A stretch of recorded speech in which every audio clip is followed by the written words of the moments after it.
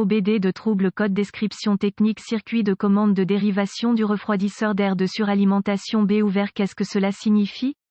Ce code de diagnostic générique (DTC) du groupe motopropulseur s'applique généralement à tous les véhicules OBD2 équipés d'un refroidisseur d'air de suralimentation. Cela peut inclure, mais sans s'y limiter, les véhicules de Ford, Chevy, Mazda, Toyota, etc. Dans les systèmes à induction forcée, ils utilisent un refroidisseur d'air de suralimentation ou ce que je vais appeler un refroidisseur intermédiaire (IC) pour aider à refroidir le chargé l'air utilisé par le moteur. Ceci fonctionne de manière similaire à un radiateur. Dans le cas du circuit intégré, au lieu de refroidir l'antigel, il refroidit l'air pour produire un mélange air-carburant plus efficace à son tour, une meilleure consommation de carburant, de meilleures performances, etc. Le circuit intégré fait partie du côté pression de suralimentation du système d'induction. La soupape de dérivation est utilisée, comme son nom l'indique, pour laisser l'air contourner le refroidisseur intermédiaire pour être déversé dans l'atmosphère et, ou recyclé. Le module de commande du moteur, ECM, l'utilise pour ajuster la soupape en fonction des conditions et des besoins actuels du moteur. Le CM allume le témoin de contrôle du moteur avec P022D et les codes associés lorsqu'il surveille une condition en dehors d'une plage spécifique dans le circuit de commande de dérivation de l'intercooler et, ou le système. Ce code peut être provoqué par un défaut mécanique et, ou électrique. Si je devais deviner ici, je pencherais pour un problème mécanique qui serait probablement le problème. Cela étant dit, les deux sont possibles. P022D, le code d'ouverture du circuit B de la commande de dérivation du refroidisseur d'air de suralimentation, est défini lorsque le CM détecte un défaut général et, ou s'ouvre dans le circuit Esperluette-Cotte. B Esperluette-Cotte. Reportez-vous à un manuel de réparation spécifique au fabricant pour déterminer quel est le circuit Esperluette-Cotte. B Esperluette-Cotte. Dans votre application particulière, quelle est la gravité de ce DTC?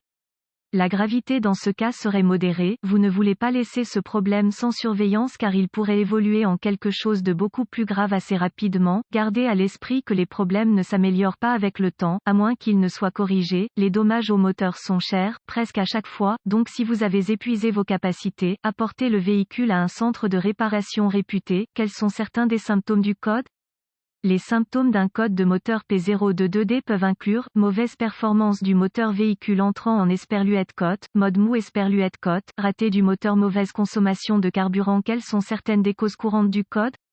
Les causes de ce code peuvent inclure vanne de dérivation coincée ouverte, fermée, obstruction dans la plage de mouvement de la vanne de dérivation, ouvert dans le circuit, faisceau de câblage cassé ou endommagé, fusible, relais défectueux, problème de CM, problème de broche, connecteur, par exemple, corrosion, languette de verrouillage cassée, etc. Quelles sont les étapes de dépannage du P022D? Assurez-vous de vérifier les bulletins de service technique (BST) pour votre véhicule. L'accès à un correctif connu peut vous faire économiser temps et argent lors du diagnostic. Outils: lorsque vous travaillez dans le système à induction forcée, vous aurez peut-être besoin lecteur de code OBD, pince pour collier de serrage, lubrifiant, multimètre, jeu de douille de base, jeu de clé à cliquet et clé de base, jeu de tournevis de base, serviette de chiffon, d'atelier, nettoyeur de borne de batterie, manuel d'entretien, conseil de sécurité, laisser le moteur refroidir, roue de craie, portée de l'épi, équipement de protection individuelle. Remarque: toujours vérifier et enregistrer l'intégrité de votre batterie et de votre système de charge avant de poursuivre le dépannage. Étape de base: croisillon 1, localisez votre soupape de commande de dérivation du refroidisseur d'air de suralimentation en suivant la tuyauterie de charge allant à votre refroidisseur intermédiaire (IC). Elle peut être montée directement sur le tuyau de charge, selon votre marque et votre modèle particulier. Vous pouvez trouver votre circuit intégré monté dans votre pare-choc avant, les ailes avant ou peut-être directement sous le capot parmi de nombreux autres emplacements possibles. Une fois la vanne localisée, inspectez pour tout dommage physique évident. Remarque: assurez-vous que le moteur est arrêté. Étape de base N°2, il peut être assez simple de retirer complètement la valve du véhicule pour vérifier sa fonctionnalité, particulièrement recommandé si le code P024B est actif.